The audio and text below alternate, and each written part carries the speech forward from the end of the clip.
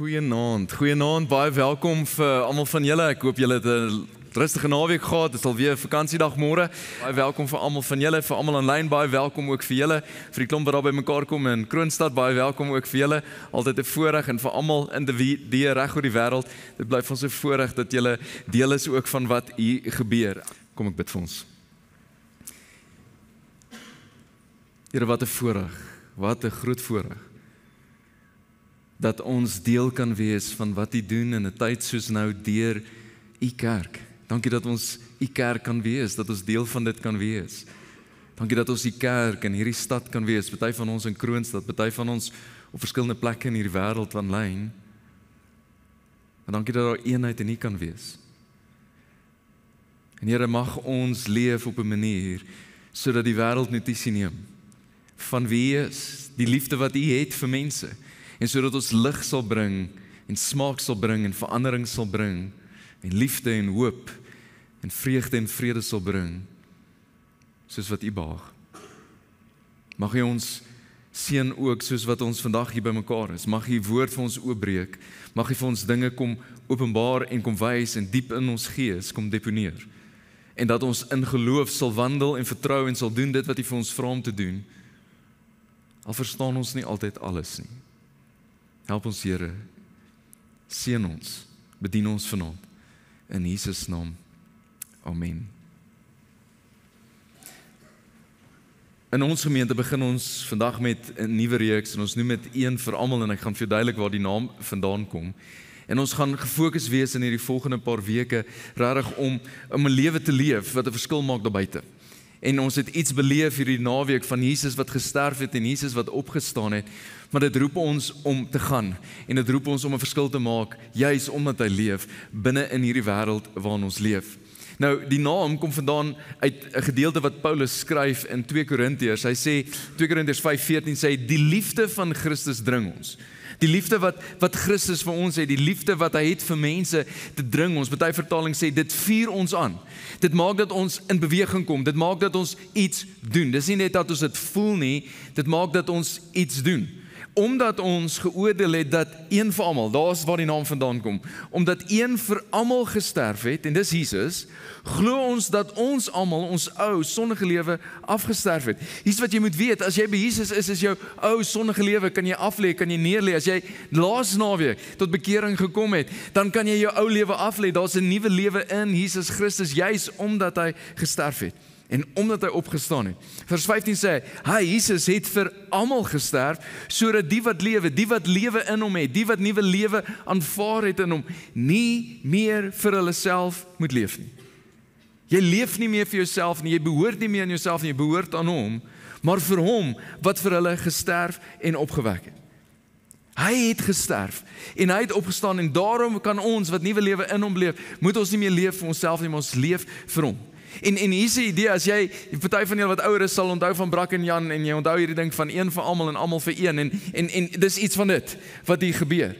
Dis dat een het vir almal gesterf, Jesus het vir almal gesterf, en daarom wil hy dat almal van ons wat in hom is, vir hom sal leef.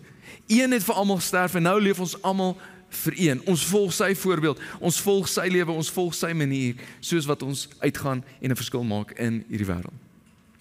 Nou, ek en Ermie, my vrou, ons bied so 2 keer 'n jaar bied ons 'n voorhuwelikse kursus aan, en dan in een van die sessies praat ek spesifiek, en veral oor Filippense 2, praat ek oor, dat is nodig, dat jy nie net aan jou eie behoeftes moet dink, wanneer dit kom in die huwelik nie. En jy moet dink aan die ander persoon, jy moet dink wat het hulle nodig, en jy is daar om hulle te dien. En dan vertel ek altyd hierdie storie tot my eie skande, en dan vertel ek hierdie storie van, toe ons jong getroud was, dan kom ek by die huis, laat in die aand, en ek het heel dag my afgesloof, en dan kom ek dan, nie eers 'n broodjie vir my nie. En as ek soos rarig, jy kon nie eers 'n broodjie net ten minste vir my gemaak het nie. Ek weet jy's swanger en jy voel nie lekker en jy's moeg, maar ek bedoel ten minste ek kon 'n broodjie gekry het. Jy weet, welkom by Bloemfontein Baptiste Kerk, ek's Pietrie, en so tot my skande.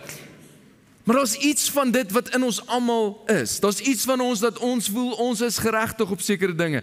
Ons het sekere dinge, ek verdien dit. Ons maak sekere aankope en ons regverdig hoekom ons dit moet aankoop, en dit maak nie heeltemal sin nie, maar ons vertel hierdie stories van ek verdien dit en ek het hierdie gedoen en daarom kan ek hierdie kry. Ons sien dit afspeel in verskillende plekke. Jy's in 'n winkel en almal staan en wag, en dan is daar iemand ergens wat vir almal en vir die bestuurder veral in soveel terme moet vertel van, weet jy wie is ek? En ek het plekke om te gaan en mense om te sien en wat hier gebeur is nie goed genoeg nie. En altyd as ek dit sien afspeel en dink myself, asof die res van ons nie plekke het om te gaan en mense om te sien en dinge om te doen nie. En ons sien hierdie afspeel dat daar's iets in baie keer in ons, dat ons voel ons is geregtig op sekere dinge. En ons voel daarom moet daar sekere dinge na ons kant toe kom. Inteendeel, dis nie 'n nuwe ding nie, dis deel van mense en Jesus se disippels het met hierdie selfde ding gesukkel. In Markus 10 dan lees jy hoe Jesus, dis 'n week of wat voor sy kruisiging en sy dood voor die Paasnaweek, voor die Pasgafees, is hulle op pad Jerusalem toe. En jy kry half die idee hoe dit beskryf word dat Jesus loop vooruit en die disippels probeer byhou. Jesus is op 'n missie, hy weet wat hy gaan doen en waartoe hy op pad is. En dan op 'n stadium soos wat hulle beweeg, stop hulle dalk langs die pad en Jesus sê, "Oké, dis nodig dat ek vir julle verduidelik wat hier gaan gebeur. Ek dink julle het 'n verkeerde prentjie oor wat wag in Jerusalem, maar kom ek verduidelik vir julle wat gaan gebeur. Wat gaan gebeur is, hulle gaan my arresteer. Die godsdienstleiers gaan my arresteer. Hulle gaan my martel, hulle gaan my sleg sê, hulle gaan my veroordeel, en op die ouene gaan hulle my kruisig en ek gaan sterf. Ek wil hê julle moet dit weet." En dan sê die disippels soos, "Oké, ons hoor," maar hulle begryp nie. Hulle verstaan nie. En dan gaan hulle weer aan op pad Jerusalem toe en dan op 'n stadium dan kom Jakobus en Johannes, die twee broers, na Jesus toe en sê, "Jesus, wel, ons is deel van die binnekring. Hoe lyk dit? Kan ons nie wanneer u nou koning word in Jerusalem, kan ons nie soos nommer 1 en 2 wees nie? Kan een van ons nie aan die linkerkant en een aan die regterkant staan?" En dan sê Jesus soos, "Besef julle wat julle vra? Kan julle deurgaan? Is julle bereid om deur te gaan wat ek gaan deurgaan hierso?" En dan soos, "Ja, sure, ons kan dit doen." En dan gaan hulle weer aan en dan hoor die ander disippels van hierdie ding wat hulle gevra het en hulle raak eintlik vies en hoe durf julle dit vra en ons is ook hier en ons verdien ook eintlik plekke en gebeur hierdie ding tussen die disippels en dan weer dan stop Jesus. Dan sê ek, "Kom manne, ek dink julle vergeet hoe dit werk. Julle weet hoe dit is met die nie-Jode en al hierdie ander ouens. En julle weet hoe dit werk met leierskap daar. En wanneer ouens sekere posisies het en wanneer hulle sekere mag het en wanneer hulle sekere hoeveelheid geld het, dan voel hulle is geregtig op sekere dinge en dit moet gebeur. En dan sê luister, so moet dit nie wees by julle nie. Dis nie hoe dit in my koninkryk lyk nie.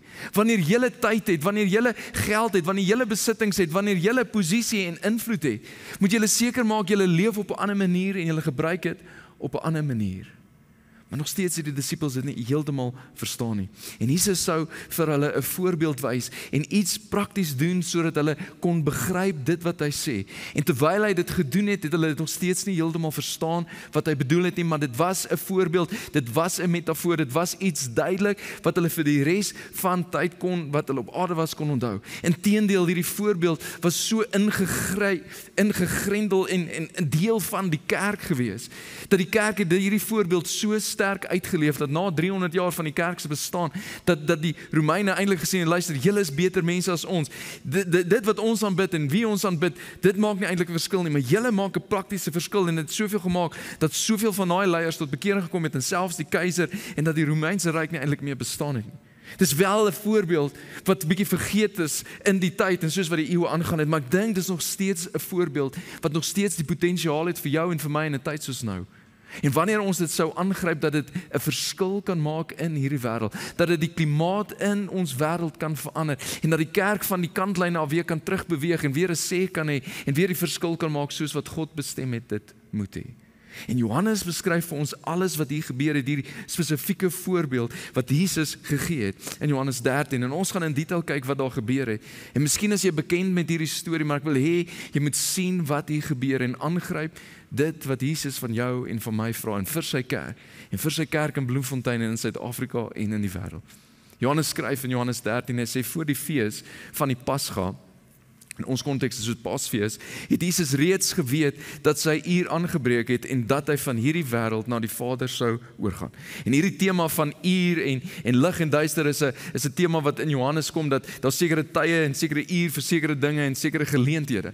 En Jesus, dit is die Pasgafees, dis hierdie fees wat oor duisende jare deur die Jode gebruik word, wat hulle onthou hoe God hulle uit Egipte gevry het, maar hierdie Pasga het eintlik in vervulling gebring, dit wat dit altyd na gewys het, dat dit na Jesus toe wys, die paaslam, die offerlam wat God nog altyd sou bring, om sonde te bedek, om sonde weg te neem, sodat ons kan lewe. En Jesus weet presies wat gaan gebeur. Hy weet dat sy einde is, hy weet dat hy gaan sterf, hy weet dat hy gekruisig gaan word, hy weet presies wat gaan gebeur. En my vraag is daar vir jou, as jy weet, jy gaan in die volgende week, of binne die volgende paar uur, of binne die volgende paar dae, dat jy gaan sterf, hoe sal jy leef? Wat sal jy doen? Ek dink die meeste mense het so al vir die bucket list. Okay, ek het hierdie oor, ek wil al hierdie dinge doen, ek wil al hierdie plekke sien en alles. Jesus wat weet dat sy einde is naby, doen die volgende. Daarom, omdat hy hierdie weet, omdat hy sy eie mense in die wêreld lief gehad het. As gevolg van wat gebeur en omdat hy die mense lief het, het hy hulle lief gehad tot aan die einde. En Jesus kies om mense te dien, alhoewel hy weet sy einde is naby. Hy kies om sy liefde tot die einde, tot die volheid, tot die maksimum te wys aan hierdie mense. Baie keer, ons is in 'n wêreld wat baie praat oor liefde. En as jy die gevoel hierdie binne en 'n beweging in jou lewe en jy beleef al hierdie dinge en so, maar wanneer die Bybel praat oor liefde, het dit altyd te doen met demonstrasie. Dit word gewys. En Jesus wil sy mense, wil hy vir hulle wys en hulle bedien en lief hê, selfs al weet hy wat voor lê. En dan skryf Johannes net vir ons die volgende: gedurende die aandete het die duiwel dit reeds in die hart van Judas, seun van Simon Iskariot, gelê om Jesus te vraai. En hier's wat ek net wil hê jy moet weet, en soos wat ons gaan praat oor hierdie tema in die volgende paar weke, om iets te doen, om ergens betrokke te raak, om te doen dit wat God vir jou vra, moet jy weet dat daar is 'n duiwel. En hy gaan sekere dinge fluister, en al wanneer ons sê van doen iets, en wanneer die woord sê doen iets, gaan jy gedagtes skryf van nou is nie 'n goeie tyd nie.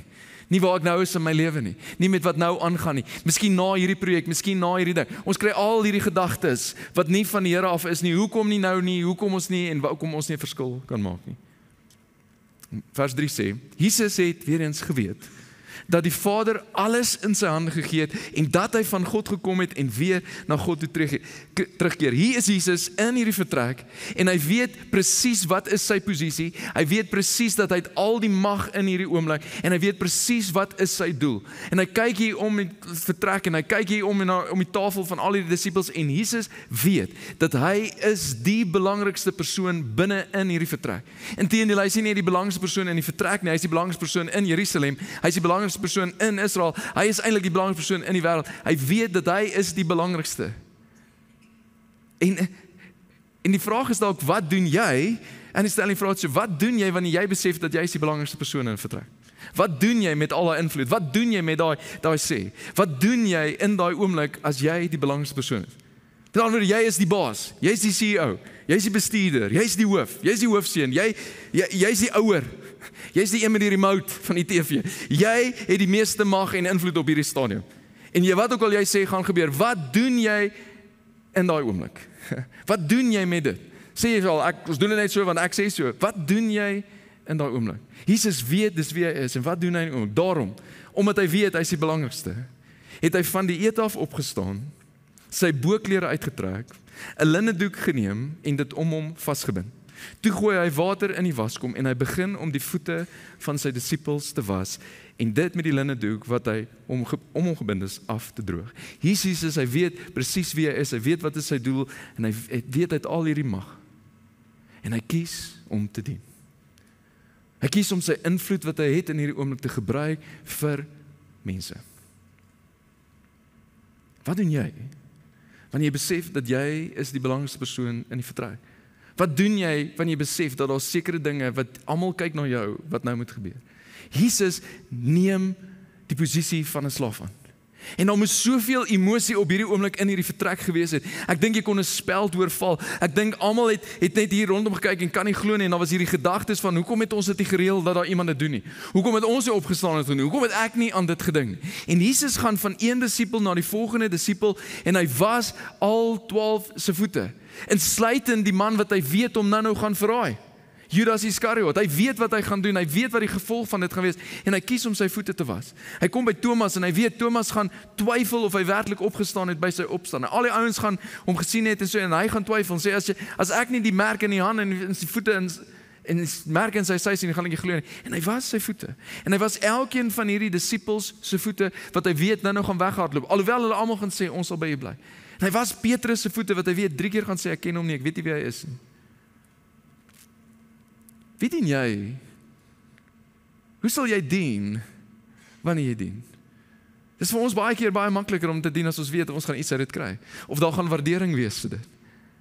As jy weet die ou gaan jou verraai binnekort, binne 'n paar uur. As jy weet hierdie ou gaan jou in die rug steek binne 'n uur, sou jy hom nog dien? Sal jy nog steeds aan sy behoeftes voldoen? My ding baie keer, dan maak ek broodjies, kosblikke vir die kinders. En dan verstaan, dus ek gaan nie meer vir julle brood maak nie, want hierdie kosblikke kom net so terug. Julle het geen waardering vir wat ek doen en alles nie. So, ek gaan dit nie meer vir julle doen nie. En dis hoe ons is.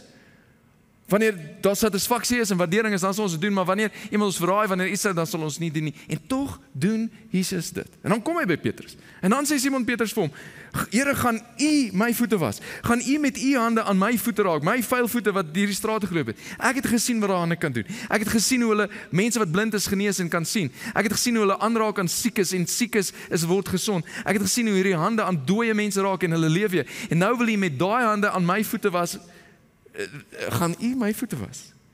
En dan sê Jesus vir hom, wat ek nou doen, verstaan jy nie. Jy verstaan nie nou wat hier aangaan nie, maar hierna sal jy verstaan.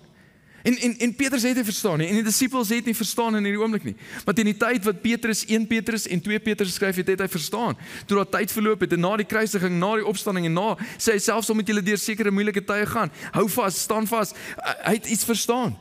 En daar gebeur dalk dinge in jou lewe op hierdie stadium wat jy nie verstaan op die oomblik nie, en God sê doen dit, en jy verstaan nie hoekom nie. Jy verstaan nie hoekom God sê dat jy moet nooi mense kerk toe, of hoekom jy mense nou moet uitreik met die liefde van God. Jy verstaan nie hoekom jy jou gawes en talente dalk moet gebruik nie. Jy weet nie wat lê aan die ander kant van mense dien en mense lief hê en deel wees van 'n groep en deel wees van 'n span, en jy verstaan dit dalk nie nou nie. Net soos wat Petrus nie op daai oomblik verstaan het nie. En dan het hulle hierdie hele gesprek, en dan in vers 12, toe hy hulle voete klaar gewas het, het hy weer sy boklere aangetrek en aangeleen om te eet. Nou, hier's 'n prentjie wat Johannes vir ons skep. Hier's Jesus, en hy trek sy boklere uit, en deel van hierdie is die mantel wat iets wys van dat hy is die rabbi, dat hy die gesag, dat hy is die leermeester. Dis dieselfde klere wat hulle later sou lood by die kruis, om te sê van, kom ons deel hierdie tussen mekaar. Hy trek hierdie af wat iets wys van hy haal die gesag af, en dan neem hy hierdie aan van 'n slaaf. En nadat hy 'n slaaf is, dan vat hy weer hierdie boklere en hy trek weer aan en hy wys weer dat hy die gesag. En dis ook 'n prentjie van die evangelie, van Jesus, die skepper van die hemel en aarde. Alles is deur hom en vir hom geskep en alles word deur hom in stand gehou. En hy hou nie vas aan wat in die hemel is en al die eer en al die majesteit nie, en hy stel homself ondergeskik aan mense, en hy word 'n slaaf, en hy kom dien mense aan 'n kruis, en sodat hy weer kan teruggaan hemel toe en weer sy eer en majesteit kan aanneem. Dis 'n prentjie van die evangelie. En Jesus wys presies hierdie. En hy neem weer en trek weer hierdie boklere aan, om iets van sy gesag te wys. En dan sê hy vir hulle, verstaan julle wat ek vir julle gedoen het? En niemand eet op die oomblik. En niemand sê 'n woord nie. En niemand antwoord die vraag nie, want hulle weet wat ook hulle gaan sê gaan verkeerd wees. Hier's die vraag dalk wat ek wil vra. Wie se voete word nie gewas in hierdie oomblik? Jesus se voete. Niemand dink daaraan, hy is die rabbi, en ons moet doen wat hy doen, miskien moet ons dieselfde doen nie. Niemand dink daaraan om hom te dien nie. En ek wil hierdie gedagte by jou los, dat Jesus het nie net gedien nie, dis wie hy was. En wanneer ons Jesus volg, moet dien nie net iets wees wat ons doen nie, dit moet wees wie ons is. Ons moet lyk soos wat hy lyk. Ons moet wees soos wat hy wees. Ons gebruik baie keer diensbaarheid as 'n byvoeglike naamwoord tot wie ons is of wat ons doen. Hy's 'n diensbare leier of hy's 'n diensbare persoon, maar dis wie Jesus was. Dit is nie net iets wat hy gedoen het, dis wie hy was. En dan sê Jesus die volgende, hy sê, julle noem my meester en Here, en julle sê dit reg, want dit is ek. Hierdie is die titels wat julle vir my gee. Julle sê ek is julle meester, en julle sê ek is Here, julle sê ek is die een en beheer, en julle is heeltemal reg. En niks van dit bedoel Jesus, hy is vol van homself nie. Hy sê soos, julle is reg. Ek is die persoon met die meeste gesag in hierdie plek. Ek is die een wat meester is, ek is die een wat leier is. Julle is heeltemal reg as julle dit sê. En as ek, julle Here en julle leermeester, dan julle voete gewas het, behoort julle ook mekaar se voete te was. Julle moet besef dat ek, wat die belangrikste persoon is, het iets gedoen wat die belangrikste persoon nie hoef te doen nie. En wanneer julle dan sê ek is die belangrikste persoon en julle kies om nie te doen soos wat ek gedoen het nie, dan indirek sê julle eintlik dat julle is belangriker as ek, en julle weet dis nie die waarheid nie. Wanneer Jesus van jou en my verwag om te doen wat hy sê, en ons doen dit nie, indirek sê ons dink ons is beter as hy. Sien, in hierdie tyd hoe dit gewerk het, wanneer jy 'n rabbi gevolg het, wanneer jy 'n disipel van 'n rabbi was, het jy alles gedoen wat hy gedoen het, en alles gesê, en alles geleer wat hy gesê het, want jy wou word soos hy. Daar was hierdie gesegde eintlik, dat jy moet in die stof van jou rabbi leef, dat jy moet so naby aan hom leef, en so naby doen wat hy doen, dat op die ou ende kan mense nie mooi onderskei, wie is die rabbi en wie is die leermeester nie, want die ander een lyk presies soos die rabbi, hy leef soos die ander een, hy doen soos die ander een, hy reageer soos die ander een. En dis wat Jesus sê, dis wie julle moet wees, julle moet word soos wat ek word. En as julle kies om dit nie doen nie, dan sê julle eintlik iets daardeur.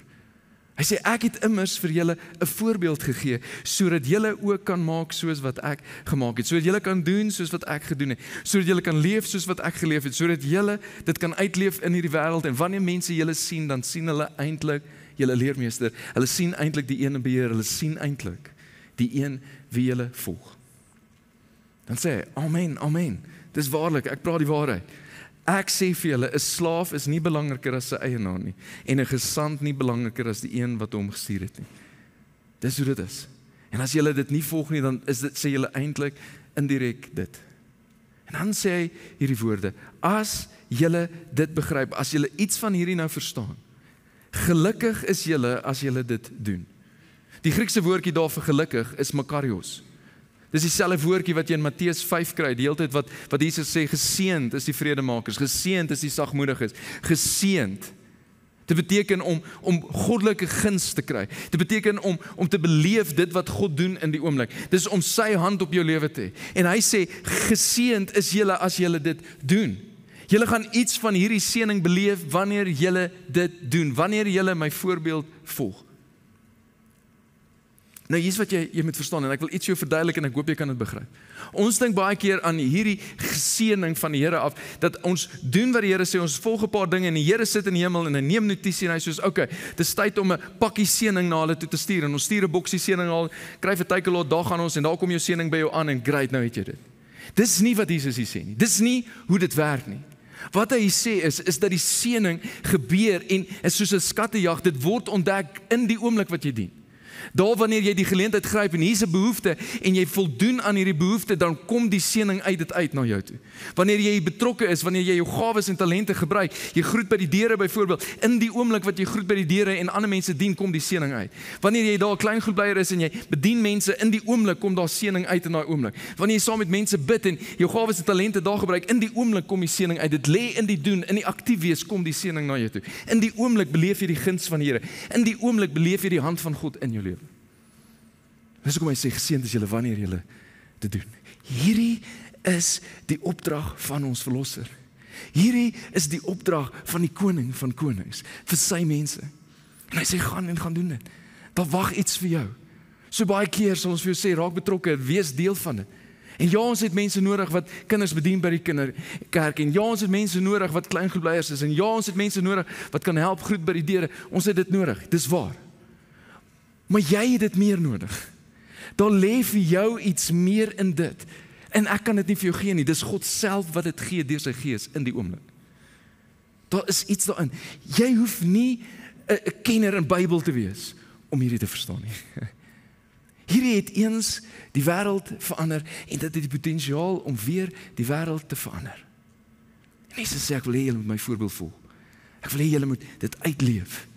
En die wêreld gaan notisie neem en die wêreld gaan geseën word soos wat julle geseën word in die oomblik. En dan is daar 'n klomp goeders wat gebeur in hierdie oomblik en dan kom Jesus by hierdie bekende gedeelte in vers 34. Dan sê hy, ek gee julle 'n nuwe gebod. Julle moet mekaar lief hê. En Johannes skryf neer tot op hierdie oomblik en hy sê, dis nou nie, dis al in die Ou Testament. Maar dan sê hy, soos ek julle liefhet, moet julle mekaar lief hê. Johannes sê, dis nie. Kyk na my voorbeeld. Kyk na hoe ek dit doen. Kyk na wat ek gedoen het. Volg dit en doen dit vir ander mense. Gebruik die geleenthede, gebruik die invloed, gebruik die tyd, gebruik die geld, gebruik wanneer jy besef dat jy is die grootste en die belangrikste persoon in die vertrek. Gebruik dit tot eer van mense. Gebruik dit tot eer van God, gebruik dit tot bediening van mense.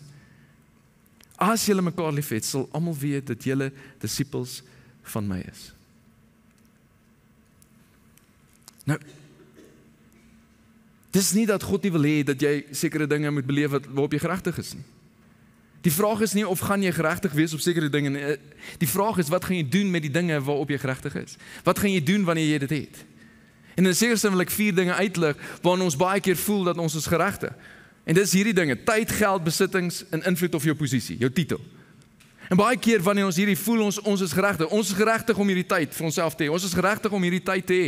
Ons het gewerk om hierdie tyd te kry. Ons is geregtig om hierdie geld te hê, om hierdie geld te geniet en ons het gewerk daarvoor. Ons is geregtig op hierdie besittings, ons is geregtig op hierdie invloed en posisie. En saam met hierdie titel en saam met hierdie invloed, daar's sekere dinge wat daarmee kom. En die vraag is nie of gaan dit gebeur nie, die vraag is wat doen jy wanneer dit daar is? En Jesus het hierdie voorbeeld vir jou en vir my gestel en vir al sy volgelinge sê, wanneer jy in die oomblik ervaar dat jy het al hierdie tyd en jy het al hierdie geld en jy het al hierdie besittings en jy het al hierdie invloed en jy het hierdie posisie, in hierdie oomblik het jy nodig om te onthou die voorbeeld wat jou Here en jou meester en jou leermeester en jou verlosser gestel het, toe hy die belangrikste persoon is. En dat jy sal doen wat hy doen. As jy 'n diensknegt is daar sekere dinge, en ek wil hiermee afsluit, daar's 4 dinge wat in jou hart moet leef, wat in die hart van 'n diensknegt leef, wat in die hart van iemand leef wat wil dien, wat 'n dienaar is van die Here. Die eerste ding is dat in die hart van 'n diensknegt is dat daar diensbaarheid kom bo status. Jy sal sien ek in die agterkant in jou raamwerk het ek vir jou verse, ek gaan nie deur al die verse gaan nie, maar Paulus maak dit duidelik en hy sê, luister, ons moet mekaar hoër ag en belangriker ag as die ander persoon. In nederigheid moet die een die ander hoër ag. Jy moet niks uit selfsug of eersug doen nie. Jy moet nie net aan jou eie behoeftes dink nie, maar ook aan die van ander. Wanneer jy met mense te doen het, ja, jy het dalk 'n sekere status, maar sit ander mense hoër as jouself. Ag mense belangrik, hanteer hulle asof hulle belangriker is. Moenie net aan jou eie belang en jou eie behoeftes dink nie, dink ook aan hulle behoeftes en maak seker dat jy bring hulle behoeftes ook in vervulling. En in die hart van 'n diensknegt sit hy diensbaarheid om ander te dien bo sy eie status. Die tweede ding is, hy sit naaste bo gemak. In Lukas 10 vertel Jesus hierdie storie van die barmhartige Samaritaan, van hierdie Jood wat beroof word en hy word vir dood gelos en bebloed geword en kaal langs die straat. En al sy mede-Jode kom verby en soos hy kan nie nou aan aandag gee nie, en dan kom hierdie Samaritaan verby en hy sien hierdie ou en hy kry hom jammer. En hy is heel moontlik op pad iewers heen. Hy is heel moontlik op pad op besigheid, hy het plekke om te wees, mense om te sien, besigheid om te doen. Maar dan in die oomblik dink hy meer aan naaste as aan sy gemak.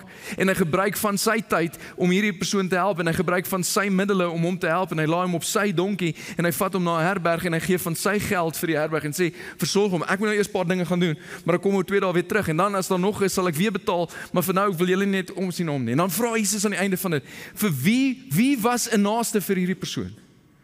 En dan moet hulle almal erken, wel, die Samaritaan was 'n naaste en hy het gedink aan mense bo sy eie gemak en wat hom toekom. Die derde ding in die hart van 'n diensknegt is dat hulle dink aan ons bo ek. Handelinge 2, die kerk word gebore en die Heilige Gees word uitgestort en dan leef hierdie mense. En hulle dink aan ons meer as aan ek. En hulle dink, wat het ons nodig en wat het julle nodig en verkoop selfs goeders sodat julle kan genoeg hê en hoe kan ons julle dien en hoe kan ons julle help en ons dink aan ons meer as aan ek en wat ek nodig het en my behoeftes nie, ek dink aan wat ons nodig het en wat julle nodig het.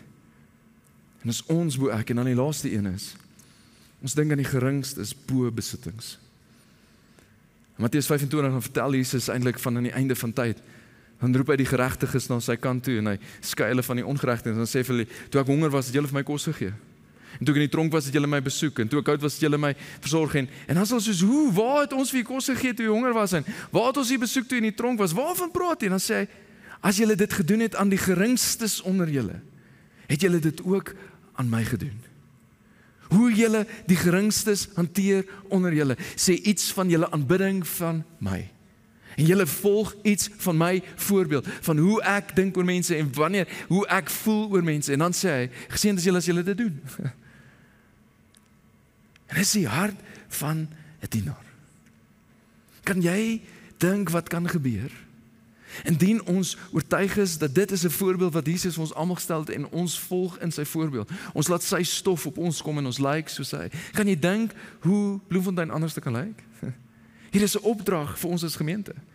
Hier is 'n opdrag vir die kerk in Bloemfontein. Hier is 'n opdrag vir die kerk in Suid-Afrika. Kan jy dink hoe die politieke klimaat kan verander wanneer mense nie dink net waaraan hulle geregtig is nie, maar hulle gebruik dit waarop hulle geregtig is juis om die te dien wat nie dieselfde regte en invloed as hulle het nie. Kan jy dink ons land kan anders lyk?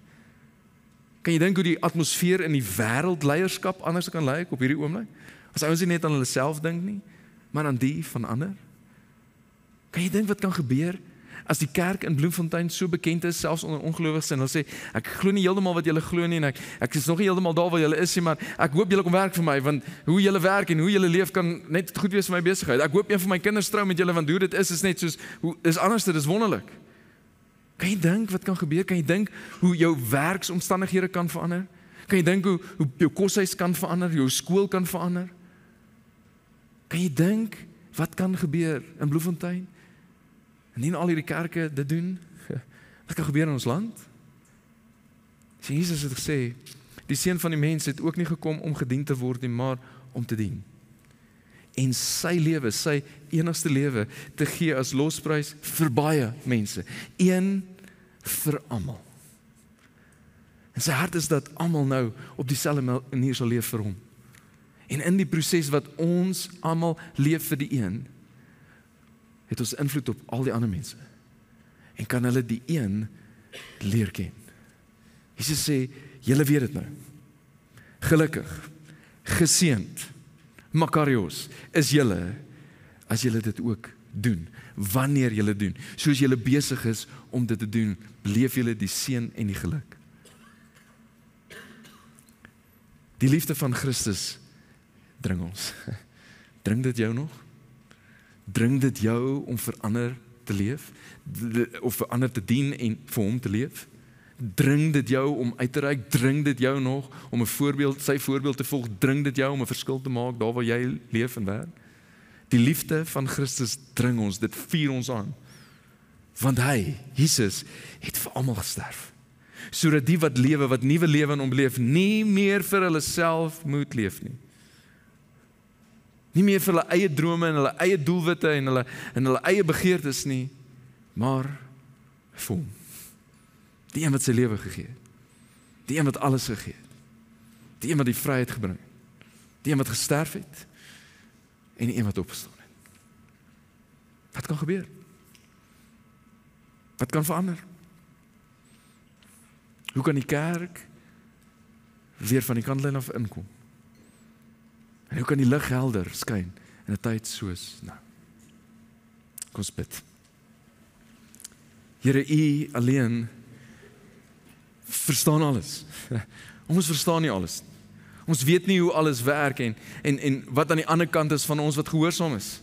En ons wat doen dit wat U vra en tog wil U hê dat ons U sal vertrou en dat ons so geloof sal hê om te doen dit wat U vra.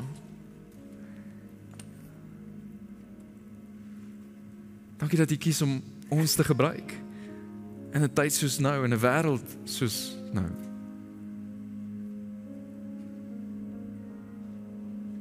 Mag U vir ons die geloof gee om te doen dit wat U vra, om U voorbeeld te volg, om nie net te doen nie, maar te wees. Nie net te dien nie, maar dienaars te wees. Om behoeftes raak te sien en behoeftes te ontmoet. Om seer raak te sien en seer te help genees. En die liefde van Jesus op die tafel te sit. Met die gawes, die talente en die invloed wat U vir ons gegee het. Here, hy wys vir ons wat dit is wat U wil hê ons moet doen. Ons eer U, Here. Ons eer U dat U gesterf het en dat U leef. En dat ons nuwe lewe in U kan hê. Help ons om vir U te leef. Ek bid dit in Jesus naam. Amen.